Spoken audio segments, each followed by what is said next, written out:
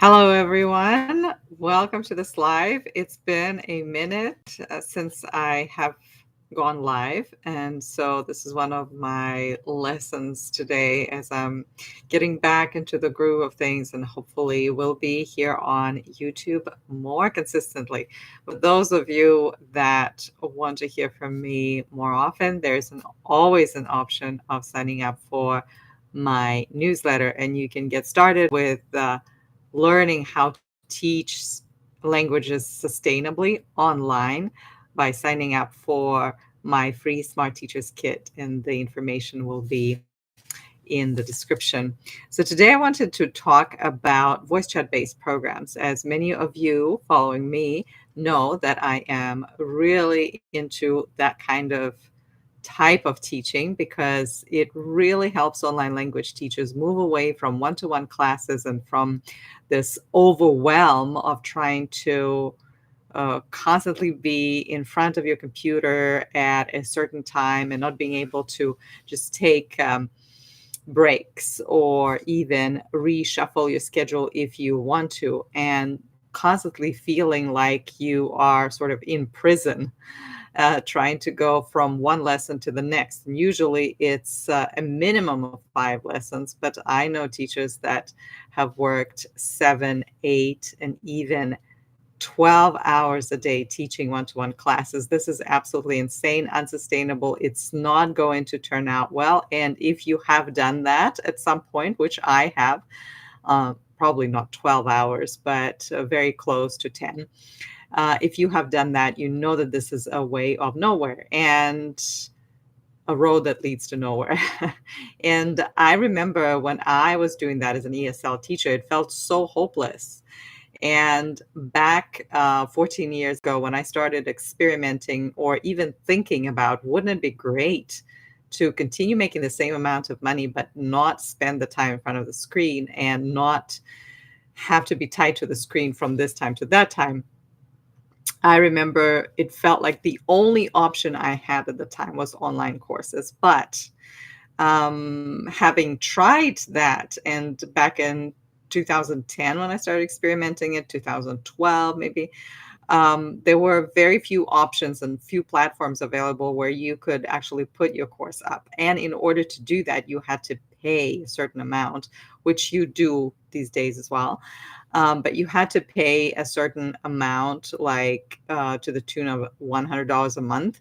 And I wasn't sure that I even had the audience that would buy the course from me. And okay, they would buy it once, but consistently, will they buy consistently?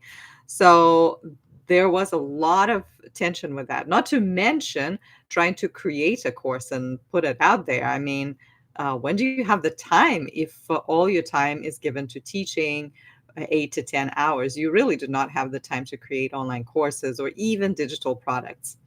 So, your first big challenge is to make that time. And surprisingly, you can do it very easily by offering a program that is based on voice chats, specifically for students that are somewhere A2 level, or students that are above intermediate level and stuck in the plateau, and they want to figure out how to move beyond that plateau and what to do. And you are the person who can help them improve their speaking skills and take more ownership and responsibility. And in the end, improve their skills beyond the time that they spend meeting with you on one. But okay, once you get an idea, okay, so a speaking program or speaking through voice chats means that you, instead of doing classes, you send your students short prompts. And the idea is then that instead of doing one long lesson once a week and telling themselves, patting themselves on the back, oh, I'm learning a foreign language, they actually make time in their busy schedules, and that time is really short. And this is the time that they can spend recording themselves speaking, sending you the recording, and getting feedback. and getting feedback, especially human feedback, right? I had one video here where I talked about the AI and the dread of AI that every online language teacher is now so obsessed with, because it's like in the past, it wasn't the AI, it was algorithm or robots. Now it's the AI that, oh my gosh, it's going to completely um, devour my business. But if you understand the nature of communication, I mean, unless your students want to talk to robots, they will need at some point talk to real human beings. And as human beings, we are offering these programs, and that's why they're going to be way more expensive than those AI generated apps that only repeat certain phrases and only like judge your output based on the programs. So you can't go right or left. You can't put any kind of new expressions. It's always the same. I mean, these AI based programs are probably good up to a certain point. But if people want to really grow, I mean, like relying on a robot to do this for you, it's like, I'm going to build a relationship with Siri. No, it's not going to work. Okay. So, okay, once you have that concept in mind, the question comes in, okay, so how do I offer this? Where do I go? What do I do to offer this thing? And here, online language teachers remember all of a sudden that they have a YouTube channel that has been vacant for a number of years, or they somehow started an Instagram account. And for 6 months, they were not there. They've just been scrolling and trying to figure out what is the best thing to post, or maybe trying to overthink it and trying to figure out, like, what is my niche? And good luck with that, especially in the beginning. Your niche is not going, you can't create, and that's a side point. There is materials on this YouTube channel about niching, but there's never a point where you can logically and just in your mind somehow come up with your niche. In order to understand your niche, you need to actually take action. You need to connect with your audience. You need to ask them questions. You need to talk to your students and find out why they worked with you and what they got from this experience. And even when you nail down the so-called niche, it doesn't always remain the same. So after a while, you will get to a point where your niche will evolve, and that is absolutely normal. What I had as an idea of a niche 4 years ago is different today. What I had as an idea of a niche 8 years ago is absolutely different to what it is today. I have a lot more confidence. I have a lot more understanding of what my audience needs. And that's because I have spent time actually working with real people rather than going on social media and trying to figure it out. But so when you have this concept of a program, a voice chat based program, and if you go to a platform where you have not communicated or talked to for a long time, this is not going to work. Okay. I'm just going to tell you right away that just going out there and putting a post that says, or even a reel that says, hey, I've got this amazing program, come and join, is not going to appeal to your audience. So what do you do instead? Like how do you do that? Well, remember that your very first goal is to reduce the number of hours that you spend in front of the computer and try to at least generate the same amount of money, if not more. If you're able at some point, if you're more brave and courageous, if you're able to overcome your resistance and fears, of course, you will be able to make more. But in the very beginning, there's a lot of fear. And by a lot, I mean a lot. And we teachers, I specifically, one example, we do not like to talk about our fears. I was one who actually told myself a story that I can never be afraid. I did not like to think of myself as someone who was afraid. I was an immigrant. I, married somebody who is from a different race and culture. And I overcame a lot of difficulties living in a new country, even though I knew the language and I could speak the language. But I did not want to think of myself as someone who is afraid. And yet I was afraid of showing up. And I had a lot of stories that I created around it. So there's a lot of fear that when you go out there, um, there's a lot of fear. And so the very first action that I, as a coach, recommend that teachers do is not the action of going on social media and just like promoting your stuff. It will be very difficult, and the energy of fear will be communicated more than a list of features of your program. So you want to go to the people, make an offer to the people that already know you, that have paid money to you, that have trusted you enough. So in a sense, you don't really need to market to them because they already sold. They have already worked with you.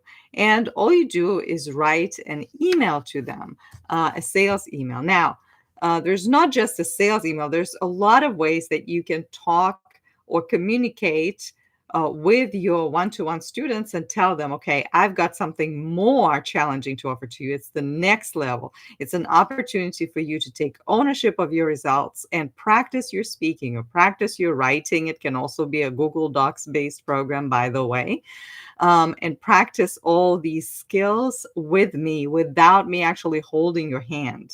Okay. There are lots of ways that you can pitch your work to your current students that already paid you money. And the rate of success of their signing up is much higher than you going and posting something on social media that you never posted on. So that's something that you want to keep in mind.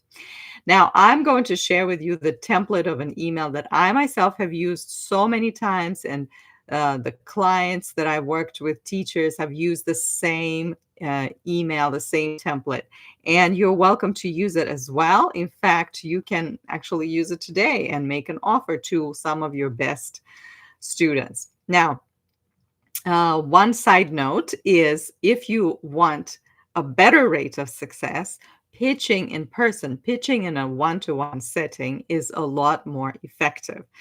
Um, and in order to do that, there is a template that I've created, multiple templates for teachers that are not yet familiar with the marketing tools and sales tools and promotion, and have a lot of beliefs around that are not helpful. And I talk about them, and I've included them into my asynchronous program in a box. And you can learn more about it by reading my description. It is an incredible resource where I put everything from A to Z when it comes to voice chat based learning or learning without one-to-one classes. If you want to just take something like, I don't know which template to use, there's 10 templates. I don't know how to write an email, there's an email. I don't know how to do a follow-up email, there is a follow-up email. I don't know how to offer it to in a one-on-one setting to a new person, because that is going to be your next challenge. After you send this letter, after you have people sign up that were your one-on-one students, after that, you will have your next challenge of, okay, now let's try selling to people that don't know me or have not yet paid to me.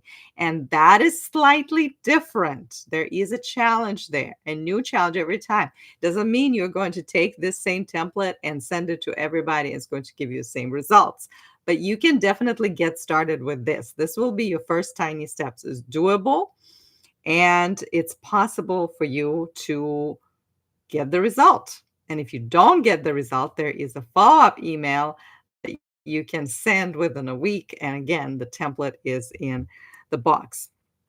So you start out by a very simple opening line of, I hope you're doing well, and then add a little bit of personal information there. So, and I hope your family is doing great, and I hope your kids are okay, and I hope you're not getting so much rain in your area and things like that. Especially, it helps especially to establish this connection. It's just one short, one really very short line and sentence, but it's already building um, your relationship, or it's like you're touching base with somebody, especially if it was your past client, which is somebody you also want to write to.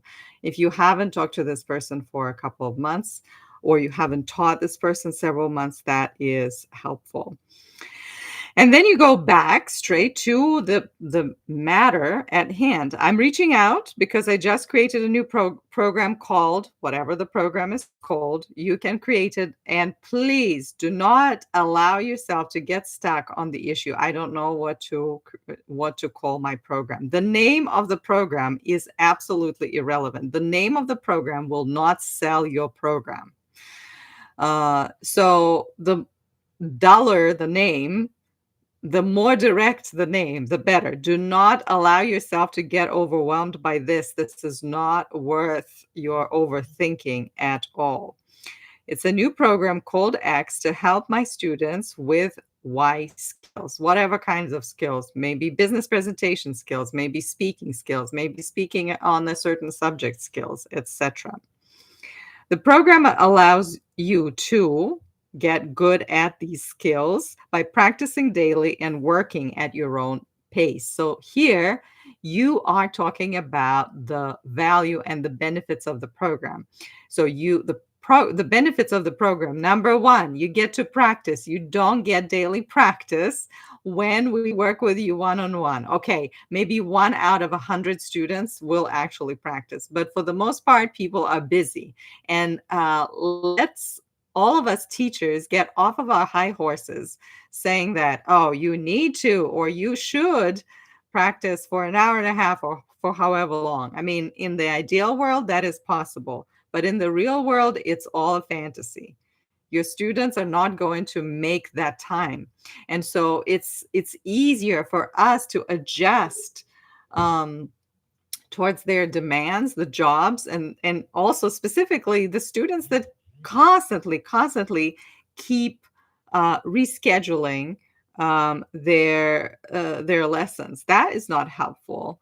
So for them as well, this program is going to be a great fit. It has no one-on-one classes, and a lot of teachers get frozen here because they're like, oh my gosh, if I tell them they have no one-on-one classes, then the students are going to do what? They're going to get really scared. But your fear, you can communicate your fear through your email, or you can communicate your courage. Force yourself, and I understand the word force here, force yourself to think differently, because we usually have default thinking settings. We have they're called mindset. And the default setting usually is, oh, one-to-one classes. Everybody wants one-to-one classes, but think about it differently. What if not everybody wants one-to-one classes? What if some people want something different? How can you show to them the benefit of not having one-to-one classes? So it has no one-to-one classes, which gives you a lot of flexibility, and the assignments are bite-sized, which will allow you to get greater results. How do people get greater results with bite-sized information or bite-sized materials? Well, they don't have to spend a lot of time watching a whole long 1-hour video. They can actually complete this assignment during their lunch break. They can complete this assignment as they park their car. I actually had a student like that who told me, she said, I really love these programs. Why? Because while I'm getting to work, I drive and I listen to all the audios that you had sent to me and the audios that I had recorded, which reminds me to listen to myself and also allows me to correct my own mistakes. This is what students never do in one-to-one classes. They never have an opportunity. I mean, some of them, 1 out of 100, will probably, if you give them the recordings, will probably go and watch the recordings. I can tell you from my coaching experience, working with teachers, when I was coaching teachers and I would upload their videos on a YouTube channel and then I would watch how many times they would watch it, very few people would watch the recordings. And some of them would tell me right away, you know what, I don't watch recordings. Um, and that is people that actually can benefit from watching the recording. In other ways, they can listen to the feedback to their projects, and they can, get new insights from the videos that they're watching. But it's not always possible. It's not always possible. We need to get off of our high horses. So that would be your first thing. You talk about the benefits. What are the benefits of this program? If you are not familiar with the benefits of the program, if you're still doubting, if you're still telling yourself, well, the students, there's no way anybody's going to sign up. First of all, I have hundreds and hundreds and hundreds of examples of teachers whose students did sign up. They were not any kind of particular students that come from a world where everybody knows how voice chat based program works. They were able to sign up those students because they were able to communicate the benefits of the program, and that is it. And the more you communicate the benefits of the program, the better at it you become. The more you can even go out of your, bubble with one-to-one students and go on social media and do that as well. So once you communicate the benefits, you go into the so-called features, what's inside the program. You never start with the what's inside the program. You first start with the benefits. What's in it? How is it helpful? And the benefits are usually measured by three parameters. Is it going to help me save time? Is it going to help me save money? Is it going to help me improve my status? These are three main parameters that people like, okay, this is going to help me. It's going to help me save a lot of time. Why? Because I won't be, stuck in front of the computer. It's also going to save me a lot of time, and it will help my status. In other words, like my language skills will be improving much faster, right? And who does not like that? This 3-week program includes so many prompts via voice chat, and then you talk about where this voice chat can be WhatsApp, it can be Telegram. It is absolutely irrelevant where your voice chat program is based. It can be Viber for all you know. I mean, voice chat, there's so many of those. There's so many of those available. A workbook, which has to be like, do not overthink. It will just be a very simple workbook. And I have actually examples of workbook in the asynchronous program in the box. Unlimited feedback from me Monday through Friday. That's why teachers freak out. Like, oh my goodness, somebody will just absolutely flood me with messages, and I'm so helpless. I don't know how to say no to them.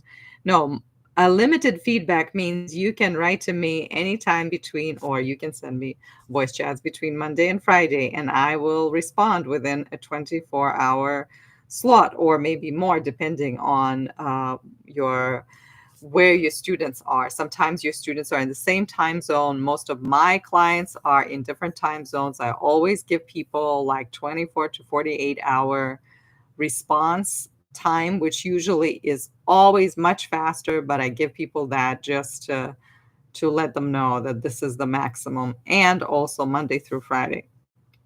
So it's not going to be like somebody will be badgering you every day. And if they do, or if they ask you questions that are not pertaining to the subject of the program, you can always tell them, okay, let's stick to the prompts.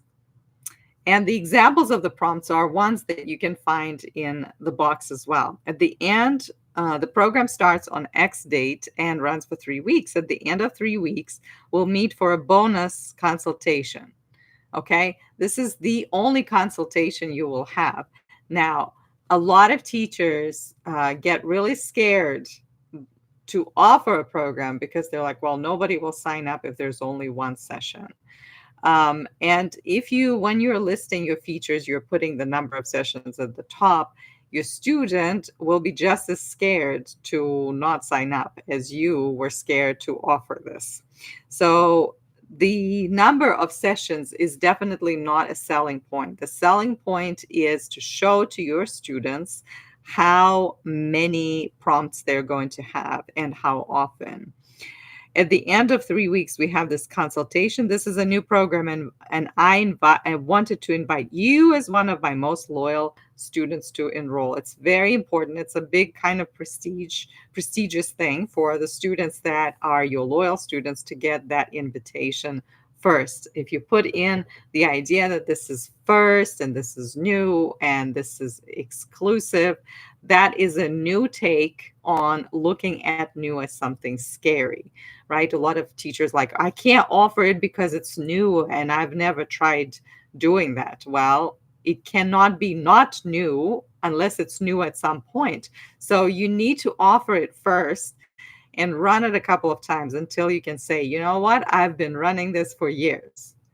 But if you keep waiting, then you are postponing this moment of really trying this out. So something new can be scary and you can say, "Oh my goodness, I don't want to do this." Or you can say, "Well, this is new and it's exclusive and here's the price that I will only offer the first time.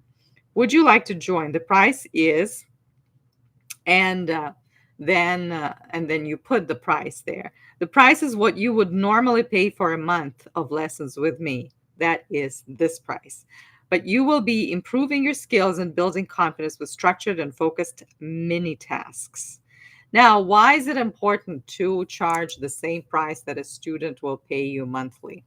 Well, there are many reasons, but it's good when a person's already has a certain amount in their budget to pay you monthly, and if you can offer it to them at this price, they will treat it the same level as they would treat one-to-one classes. If you offer it, if you start like using a measuring tape to figure out how many minutes exactly you're offering your students, and in the end you will maybe cut your price by 75%.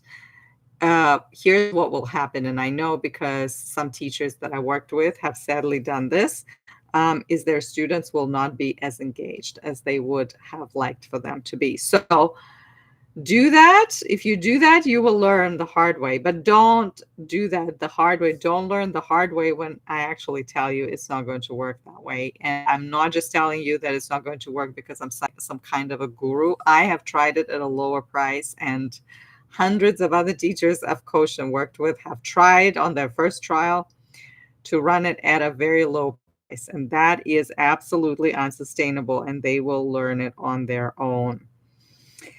If you're ready to enroll, please click here. Be ready with the link for them to go and pay. Some of them will right away. If you have questions, click reply and let me know. And that is the text of your email to your students, current and past, to offer them your voice chat based program. That is a sustainable program that does not have one-to-one classes. It is that easy and you do not have to overthink. Now, some students may say, yes, this is amazing, sign up right away. Sometimes students may need a little bit of more time. Sometimes they will forget to read their emails, as you forget to read multiple emails, including ones from me. And I don't ever hold it against you because I also don't read all the emails. It's just the nature of email, right? So that's why it's very important to follow up. And if you have a newsletter, if you're sending this through a newsletter, which I hope you are not going to, but if you already have a newsletter, that's amazing. You can send that through the newsletter, and then you can see who's opening, who's clicking, what their activity is, and you can follow up with people based on their activity. If there are people that are clicking but are not buying, what is happening? Do you need to follow that up by a personal email, or how can you do that? You can do that. But if it's just a personal email, you don't know who is opening, who is clicking, not clicking. But what can you do is you can number one, follow up with your students and say, hey, I just sent you an email after a few days, right? And did you receive that? If yes, let me know what you think. If not, here's the copy of it. Um, it's also important to lower our expectations and to imagine a funnel. That is how a funnel works. Teachers that do not ever sell, they have like this expectation. I sent this email out to 12 people. I should receive 12 responses. No, I mean, some people will ghost you, some people will say no, which thank you very much for that. They might even give you a reason why. Maybe the timing was wrong. And then there are different ways that you can go about it. You can offer a prepayment, you can offer multiple payment, you can offer them to register for another time, etc., etc. There's so many opportunities, so many empowering opportunities for you. Um, some teachers, as it happens, depend on big platforms. And so when you depend on a big platform, you have no idea how conversion works, how many people actually click the link versus how many people buy. It is absolutely normal for people to say no to you. That's the nature of making offers. And that's why making more offers is a way to get closer to your sales goals. And if you somehow like hesitate with making offers, if making offers is not something that you are well versed in, well, you need to get started. And to get started, you need templates because at least you will have to, will take the overthinking out of your process of making offers. And again, you can find those in the Asynchronous program in a box. I hope this was helpful to you. If you have any questions, leave them in the comments section. If you want to take action and instead of like trying to sit there and figure it out on your own, or maybe you want to gamble a little bit and send the email and see what is going to look like, you're welcome to do that. I recommend that you not just send one email, but you send a follow-up. And if you have issues with sending multiple emails, that is one of the areas where you can grow as an entrepreneur, as a business owner, because sending emails is one of the ways that we can communicate what our offers are. And it's the absolute first level. Once you gain more time, once more people sign up for these programs, then there are opportunities for you what you're going to do with this time. Then you can go on social media, or you can start creating content, and through content you also make offers. Making offers in your business is the absolute important skill if you want to make any kind of money at the end of the day. Unless you already have money coming through another job, then you take that money and invest in learning the skills of how to market and how to sell and how to price and a lot of other things that you may absolutely be unaware of.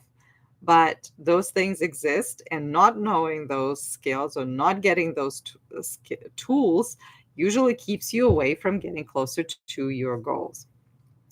And that's why I created the box, so that you have all the tools in one place. And if you're interested, again, you can check it out. If buying anything is not in your budget, I understand. I have a lot of free content here on YouTube, and you can also tune in with my podcast, Online Bound. Or you can ask questions on social media. I'm on Instagram. You can find me there as well.